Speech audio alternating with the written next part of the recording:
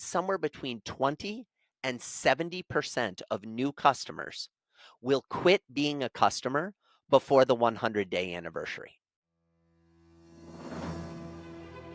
Welcome to the global experience. Get ready as we take you into the dynamic world of customer service and collections. You will gain access to the secrets of success in the world of customer and employee experience through conversations with keynote speakers, industry mavericks, and CX and debt collections experts and influencers. Let's get into it.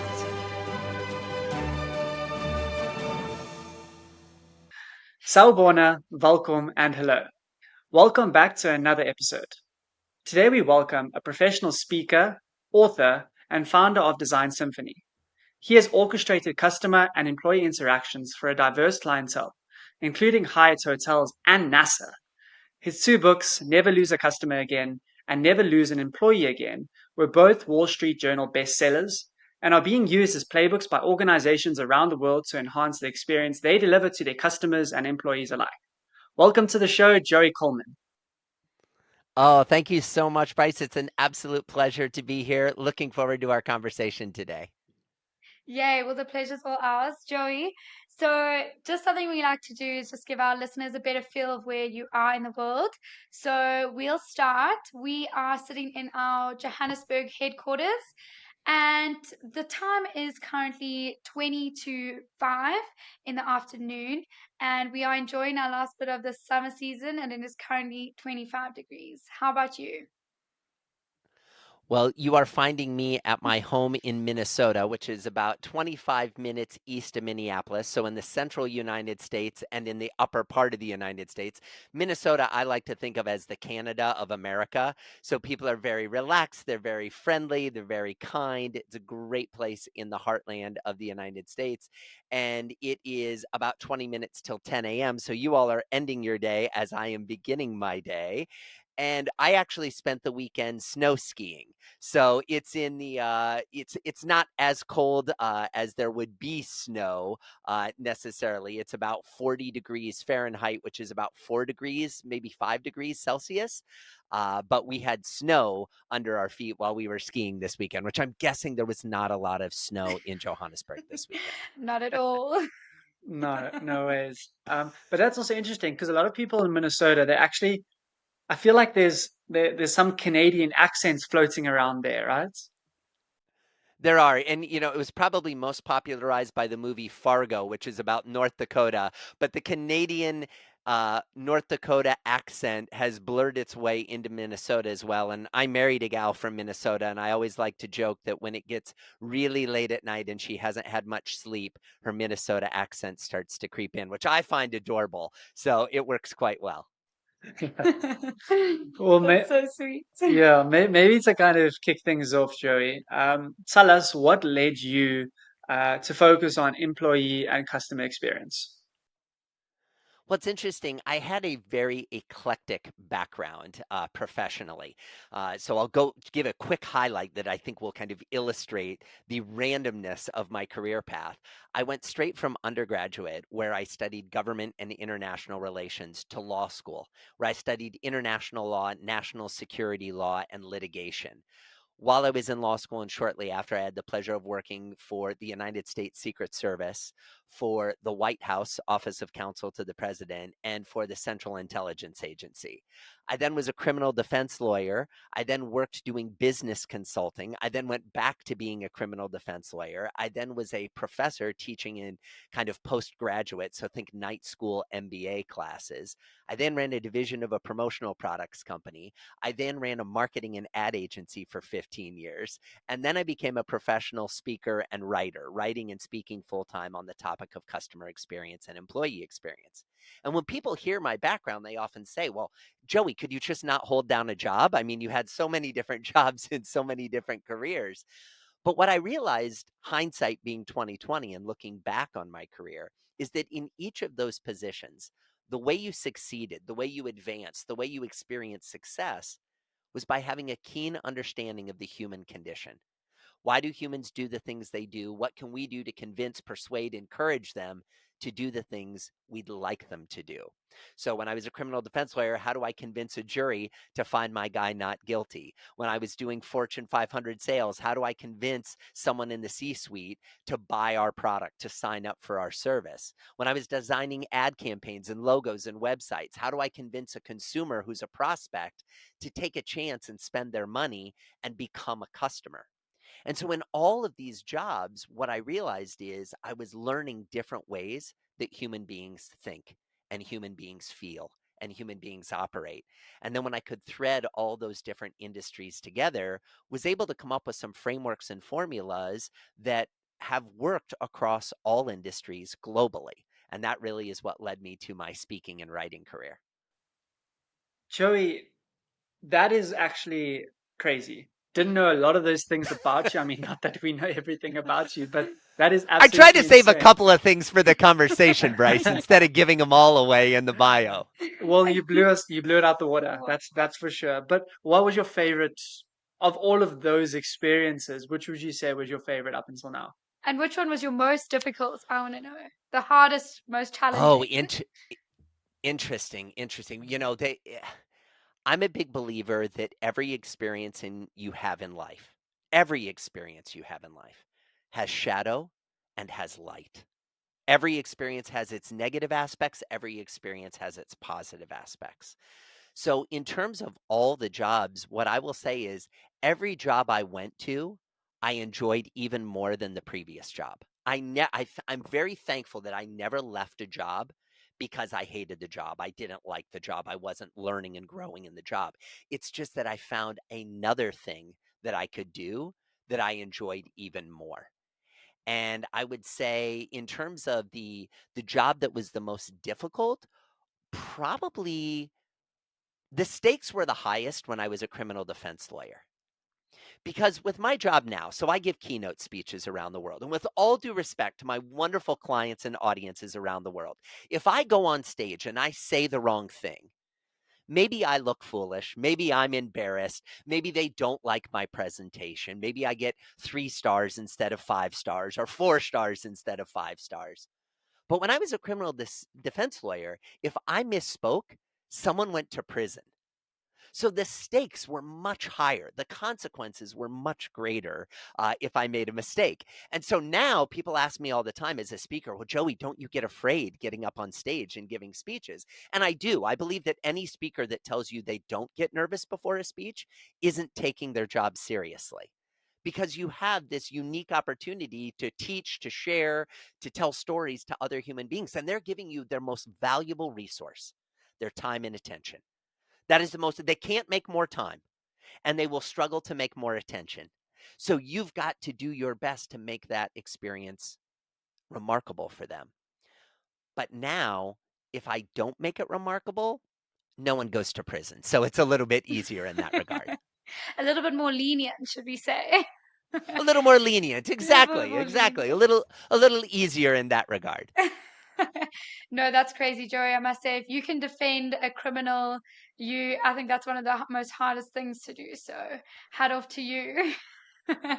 Well Well, I done. appreciate that, Natalie. And I will say to anyone listening, and especially my lawyer friends, I never defended criminals. I only Yeah, defended alleged criminals. So There we that yeah. was the go. That's distinction, the right? Here, difference. at You're least in the proving United innocence, States, Yeah. in our exactly. judicial system, right? And Innocent until proven guilty. And that was allowed me to work on some really amazing cases. And I will say this because some of the people have already decided they want to stop listening to me because I was one of those criminal defense lawyers helping bad people stay out of jail. Something that I always took great pride in is whenever someone in law enforcement, whether that was a sheriff or a highway patrolman or a police officer, whenever someone in their family got into legal trouble, they would ask us to represent their family members. And to me, that was a sign that we had the respect of law enforcement and that they would trust us with their loved ones, even though sometimes we were against them in the courtroom for our clients. So, uh, nuanced, of course, but was certainly a fascinating and interesting career. no, that is crazy. So, is that in the past or do you still practice, Joey? asking for a No, friend if I it's were in ever the in past. America. It's in Yeah, it's in the past. I will say this, I still regularly field phone calls from people that I know that are having Mm, legal challenges, and while I never give them legal advice because that would be illegal, in the United States, you need to be a yeah. member of the bar to give legal advice. I often give them business advice from someone who was once a lawyer. So we'll just leave it at There we Mm, that. go. there's technicalities, I guess. Fair. Exactly. Okay, great. So, moving on. That was very interesting, Joe. We could speak about that all day. I want to reflect on your book, Never Lose a Customer Again. You highlight the importance of the first 100 days. Could you elaborate a little bit more why that period is so crucial? Well, what's interesting, Natalie, is when I was writing Never Lose a Customer Again, I looked at businesses around the world, small, medium, and large, online and offline, businesses that sold products, businesses that sold services, businesses that operated domestically, businesses that operated internationally. And what we did is we looked at how customers become customers. So, how does a prospect become a customer? And how long do they stay? And what we found is that somewhere between 20 and 70% of new customers will quit being a customer before the 100-day anniversary. 20 to 70%. These numbers were staggering to me. Software as a service averages out at 22%, banks 32%, cell phone companies 21%, auto mechanics 68%, restaurants 40 to 70%, depending on the type of cuisine you serve. And what I realized very quickly is not only were these numbers absolutely staggering, but what was more shocking to me was that the typical business owner had no idea what their percentage was. They had no idea how many customers they were losing, and more importantly, how quickly they were losing them. What we also found in the research is if on day 101, so if you get through the first 100 days and on day 101, you ask a customer, how are you feeling about the relationship? And they say they're loving the relationship. They're feeling great about the relationship. The typical customer will stay for 5 years. Now, what I realized is if you just focus on those first 3 months, you can lay a foundation that will give you a return on that investment and that effort for years to come. And this applies to all businesses, all industries globally. So that means basically like speaking customer experience metrics is in order to maximize CLV, customer lifetime value, you need to maximize the effort you're putting in those first 100 days. 100% Bryce. There is no time period in the relationship with a customer that is more dispositive of lifetime value than how the customer interacts with you in the first 100 days. Now, many organizations pay attention to the first day or they pay attention to the first week. Very few organizations pay attention to the first 3 months, the first 100 days. And what we find is if you make deposits into the karmic bank account during that time, you deliver great service, great experience, you get them using your product or using your service, it builds rapport. It builds personal and emotional connection. And we all probably have experienced purchasing a shirt, an item for the kitchen, something that we realize months later still has the tags on it, still hasn't been taken out of the box, something that we purchased and we never used. We all have had that experience in some area of our lives. Here's the interesting thing, though, most businesses don't know whether we're using their product or service. The person that made the shirt, when you buy the shirt, they don't know if you liked the shirt or you wore the shirt unless you write a review. And if you write a review, they have to have a system in place that allows them to track that you bought this shirt at this time and wrote this review on social media or on one of the e-commerce sites, and it builds that connection. Most businesses don't have the infrastructure to track that. So they're selling products and they're selling services and they're putting them out into the world, never really knowing if their customers are even using them. And for those that have businesses that we know whether the customer is using our service, maybe a software company, right? You sign up for a software, they can see whether you're logging in and using the software. Many businesses never pay attention to that. They never go back and look at it. I had an experience, I'll tell a quick story, with a company here in the United States called 37 Signals. 37 Signals makes software used around the world. Their main product they make is called Basecamp, but they have other products that they make. And I was a loyal user when I was running my ad agency for 15 years. I had the enterprise level account. I had all my people on it. We were using it. We were using it. Well, then I switched to become a full time speaker. And guess what I forgot to do? I forgot to end my subscription. Now, I'm not proud of this. And some of you are saying, well, Joey, that shows a lack of intelligence on your part. But I think we all probably have subscriptions that we're not using anymore, but we still pay for. After about 8 months, I realized my mistake. I realized that I'd been paying for this software that I wasn't even using. And I called the team at 37 Signals to end my service. And they said, okay, we're so sorry to see you go. You've been a customer for many years. I said, it's not the product, it's me, right? I'm breaking up. It's not you, it's me. And I said, it's because I'm not using the product anymore, but I love the product. And they said, well, when we look in your account, we see you used to use our product all day, every day. But for the last 8 months, you haven't used it. I said, yes, I'm very embarrassed. I changed my business. I don't use it anymore. And the representative said, well, it doesn't feel right to me that you were still paying for it. So I am going to cancel your service and credit back the 8 months that you didn't use the service. Now, folks, if you're listening, you can't see. Bryce and Natalie's jaws just hit the floor. I can see them while they're recording. They just, what? This has never been heard of in the world of software as a service. You're giving me money back? Even though we know that most software as a service businesses get a significant amount of their profitability from customers who pay for it and don't use it. But here's what 37 Signals did in that moment. The final moment they had with me as a customer, they left me as a raving fan. I have told that story thousands of times to audiences on all 7 continents. I am an advocate for 37 Signals and their software solutions, even though I am not a customer. Why? Because they treated me like a human. They treated me decently. And the 8 months of money they gave me back, they have far magnitude re-earned by a magnitude in the amount of publicity that I've given them and will continue to give them because I so appreciated that. Wow, that's amazing.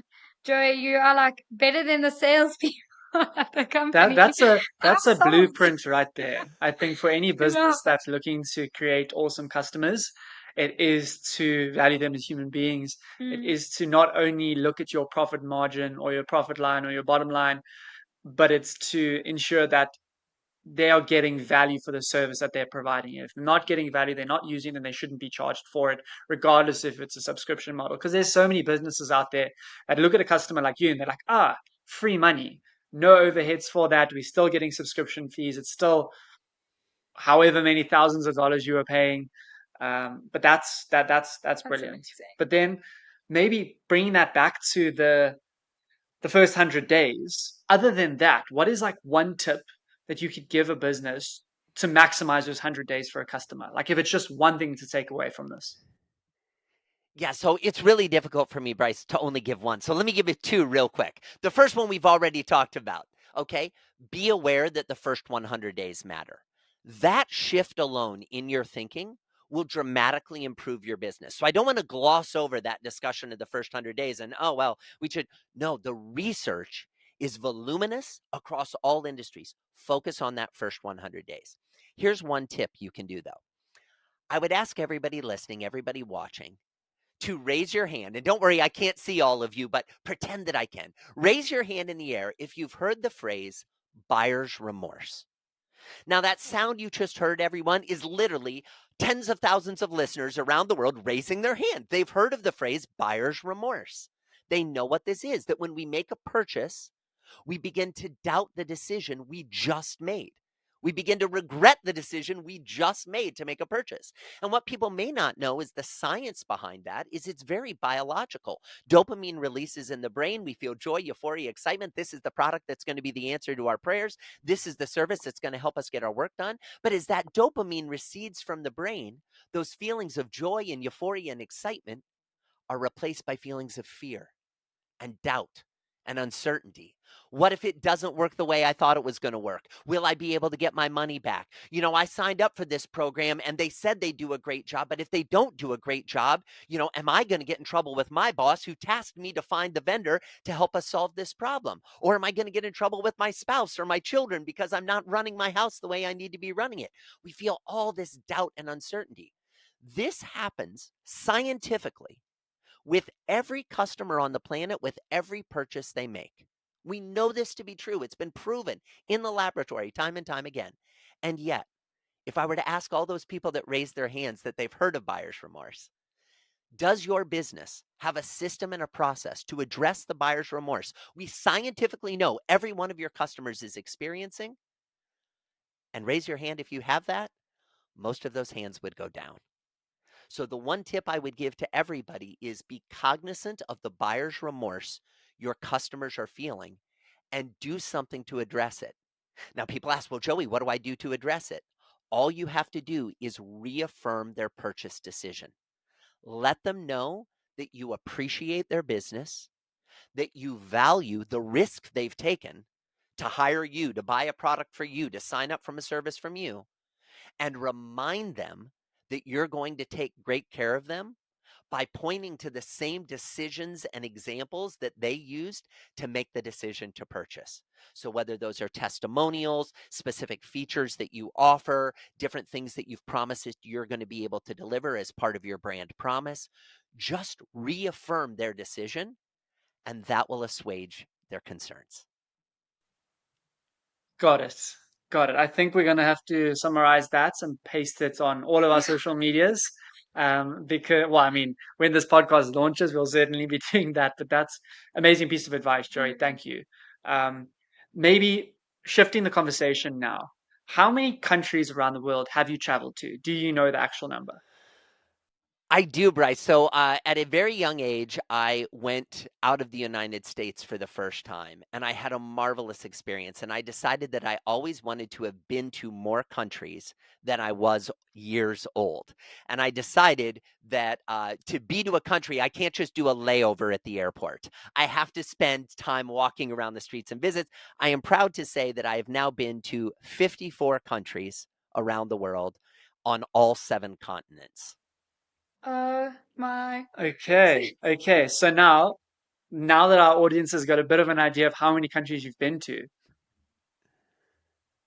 you must have had a decent amount of customer experiences in those 54 countries. Like maybe when you were younger, you weren't as noticing, but I'm sure the more you've practiced within customer experience, you're a lot more aware of where you've had positive customer experiences and interactions, where you've had negative.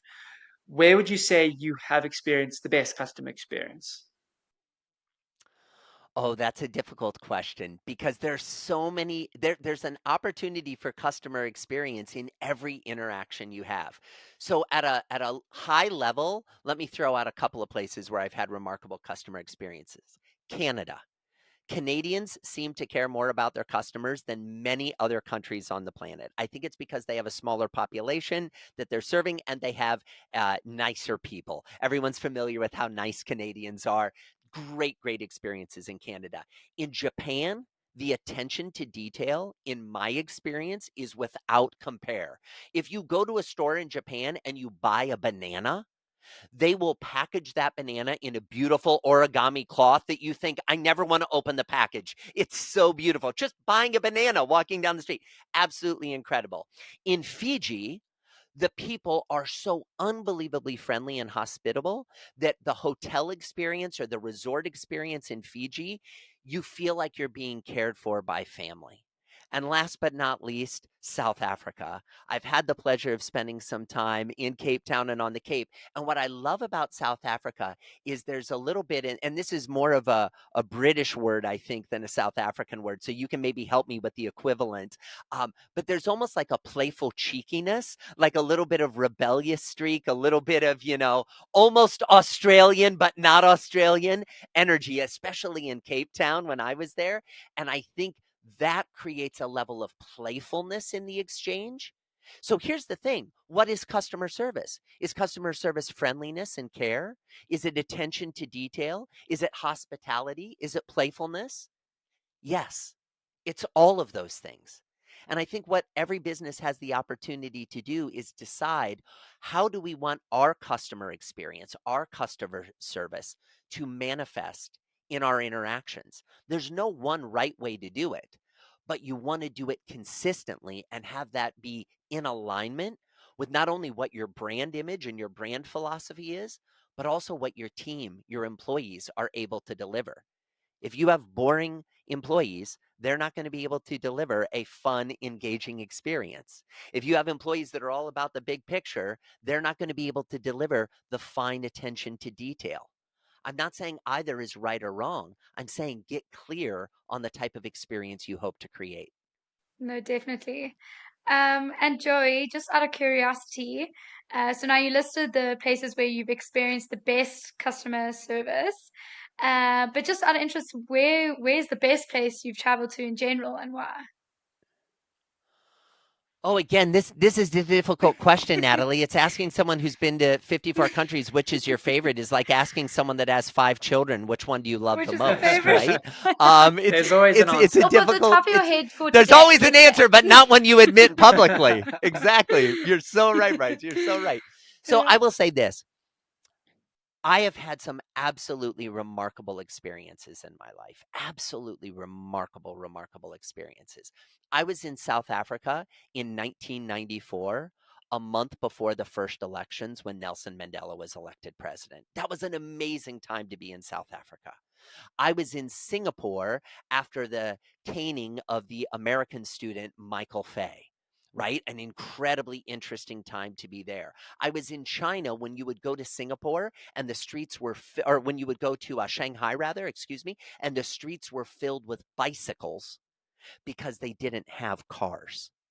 I was in the Soviet Union when it was the Soviet Union, before it broke up and became Russia and all the independent republics.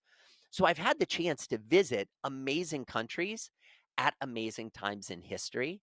And so I think that's probably how I would answer the question. The way I might rephrase the question is, what's your favorite bridge or what's your favorite road? Because I feel that people who have traveled around the world collect bridges, they collect roads, they collect hotels, places they've stayed. So my favorite bridge is the Ponte Vecchio in Florence, Italy, which I think is just a remarkably beautiful ancient bridge. And my favorite road is called the Green Road, and it's in Ireland. It's a road that's over 5,000 years old. Those are currently my favorite bridge and my favorite road. I don't think anyone could have answered that question any better. It's not about where you travel, it's when you travel and where. And the bridge and the road. Well, And there's a Joey, I lot think of we truth may. to that. And I think even Yeah. forgive me, I think even the difference of the when you travel, Natalie, to that point, when you travel when you're younger, when maybe you're Mm. in uni or you're just out of school and in your 20s, maybe you're staying in youth hostels and sleeping on trains overnight, or maybe just hoping to find someone that will take you in and let you stay there that night, right? Maybe as you get older, you can afford to stay at a nicer hotel and have a different experience. It's not that one experience is better than the other. They're just Hmm. different. I've slept on dirt floors and had as amazing as experiences sleeping in a 5-star hotel that's one of the top 50 hotels in the world. It's Mm. about where you are in your life and how much you're soaking the experience in. Wow. Amazing. Okay. Well, I think we're going to need another episode just Yeah. to talk about the Travel. different experiences you've had in the different countries. I mean, I think we're going to get there Yeah. eventually to where Joey is at the moment. But maybe you can give us some tips on how to get there and how to experience. I mean, I'm sure a lot of that is just fortune, I guess. You're fortunate to be at a place like, I mean, the month before Nelson Mandela was released. That's incredible. I can't imagine what our country was like at that time. I mean, Natalie and I weren't born by then, but Just to give away our age. just to give away our age. Yes. Well, what it Uh, really does, let's be candid, it really gives away my age, Bryce and Natalie, more than giving away your age. But that's okay. It was fun. It's okay. Yes, standing at a rally with a 500,000 people being in the front row while Nelson Mandela is on stage talking about what democracy in South Africa could look like, what ending apartheid could look like, what unification could look like, was unbelievable. I mean, it's probably one of the most significant things that has happened in the history of our planet in the Mm, last 50 years. And I felt so fortunate to have a front row seat, literally sitting in the front row of a Incredible. rally. amazing. It was Inc- unbelievable. Incredible. Wow. Okay. Well, Joey, maybe now just to, there's been some serious pieces of information that have been provided, but what is the best way for our listeners to contact you uh, for more information, for more insight, for more conversation?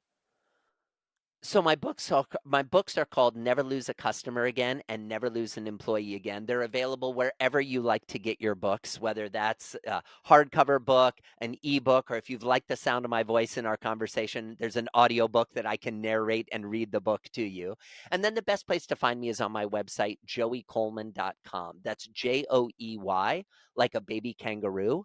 Coleman, Coleman, joeycoleman.com. There you can find videos, more information about retaining your customers and retaining your employees, free download worksheets, all kinds of information to hopefully support people in creating those remarkable experiences in the first 100 days and beyond.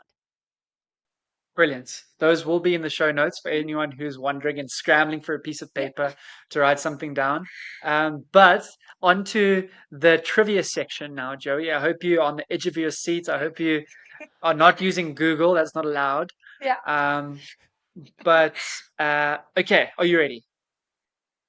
I'm going to do my best. I've got to tell you, this is the piece. I love the conversation. I love you two and the vibe. This is a tense moment for a guest. You know, they want to perform well, especially a guest who's been to South Africa. If the trivia Yeah. is going to be about South Africa, I'm hoping that I'm going to do my best to deliver on a good story here. No, that's good. We're here to challenge you. It's only Perfect. three All right, I'll questions, do so my don't best. worry. Okay. Okay. Question one. Where is the great white shark capital of the world? Is it A, California, USA? Is it B, Cape Town, South Africa? Or is it C, Sydney, Australia? Well, while they definitely have sharks and great white sharks in California and off the coast of Sydney, I have to believe because the only place I know where you can go cage diving with great whites is off Cape Town. So I'm going to go with Cape Town, South Africa. Okay, Okay. it's a knowledgeable answer that. Question two. How much do you think a Big Mac meal costs in South Africa? Is it A, 100 Rand or just over $5? Is it B, 50 Rand or $2.6? Or is it C, 150 Rand, just under $8? Oh, that's difficult. See, I was hoping you were going to ask me what do they spend in South Africa, not dollars. They spend what? And I would have said rand and sounded like I really knew what I was talking about. I must confess, I have not been to a McDonald's in South Africa. I'm going to guess closer to 150 rand. I think that was the highest number of rand that you gave as an option. That's going to be my guess. Okay. Okay, Locked in. okay, locked in. Then the last question, I love the which way South I love the way I don't know if I'm getting these right or not. They're I know. you know, We for those of the you listening home, suspense. Bryce and Natalie are just kind of looking at me like he's not doing that well, but we're not going to tell him he's not doing that well. Unbelievable. Difficult questions. All right. Okay, last question. Which South African animal is the fastest? Is it A, lion, B, a leopard, or C, a cheetah? Oh, see, I was going to go D, a human driving a race car. So I need to start over again. All right. There's lots of great South African drivers out there. So, at least in my experience driving through South Africa. So, a lion, a leopard, or a cheetah. I think of those three, it would be the cheetah. Okay, That's my guess. Natalie, tell us how Joey did. Sorry, we spoke over there. We're just so excited. Okay, so let's see how well you did. So, question one, you got correct. It is Cape Town. A very Oh, popular thing to do so is many cage sharks in diving. Cape Town. Not that I've done it myself, not yet. I don't think you've done it either. I have done it. Yeah. Okay, something I need Oh, to do. nice. Good for you, Bryce. Good on you. So, a very popular thing to do. Question two, The Big Mac, how much does it cost? And unfortunately, the answer is A, around 100 Rand, which is just over $5. So not as bad as I you made it a think. little more expensive than I should have. They're doing a good job keeping the price of McDonald's Big Macs low. McDonald's. Good for you, Yeah. McDonald's. And then question 3, which South African animal is the fastest? You also got correct. The cheetah is the fastest South African animal and can run between 80 and 130 kilometers per hour. So very fast, as fast as a car's Very South fast African indeed. speed racer. Probably not as fast, but good test. Good test, yeah. Cool. Then the last thing, Joey, we've asked you to prepare an interesting or fun fact about your place of birth or where you are living at the moment. So if you could provide that to us, that would be great. Well, at the risk of not talking about the wonderful state I was born in, Iowa, and experiences, with the movie Field of Dreams was made in Iowa and is all about playing baseball in Iowa. I'll share an interesting fact about my new home state where I live now of Minnesota. Minnesota is known in the United States as the land of 10,000 lakes. So in the state of Minnesota, on the license plates and in the stories and the tourism, they talk about 10,000 lakes in Minnesota. There are actually over 14,000 lakes in Minnesota. There are so many lakes in Minnesota, wonderful opportunities to go fishing, to go wakeboarding, to go skiing, to ride on boats, to spend time swimming in the lake. So if you get the chance to come to Minnesota, it's not just cold and snowy in the winter. There's a beautiful opportunity to spend time in a cottage or a cabin on the lake in the spring and the summer and fall. That's so What interesting. what what fish can we find there? Oh, all kinds of fish. The two fish that are probably most commonly found in lakes in Minnesota. Now, this is where some of your listeners may fact check me, but I think the two most common are a fish called walleye and a fish called northern pike. Both of which are very tasty eating, although walleye is probably a better one if you're wanting to eat what you catch. But there's marvelous opportunities to fish throughout Minnesota. Wow. Okay. Well, Joey, thank you so much. It's a wrap for today's episode. Listeners, I hope you had as much fun as we did. I think a big takeaway from today's episode is that you can't only focus on customer experience without giving equal attention to your employees. Happy employee means happy customer, as well as focusing on that first 100-day period. Incredibly important. Joey, thank you so much for joining us on today's episode. It's been an absolute pleasure. Oh, Bryce and Natalie, the pleasure has been mine. And thanks to everybody who was kind enough to listen in. I hope you enjoyed the conversation as much as I did. Thank you for tuning in. We hope you had as much fun as we did and gained valuable experience insights. Let us know what you think. Connect with us on social media and don't forget to like and subscribe. Stay inspired, stay customer centric, and know that the world of customer experience and collections is within your reach, the global experience.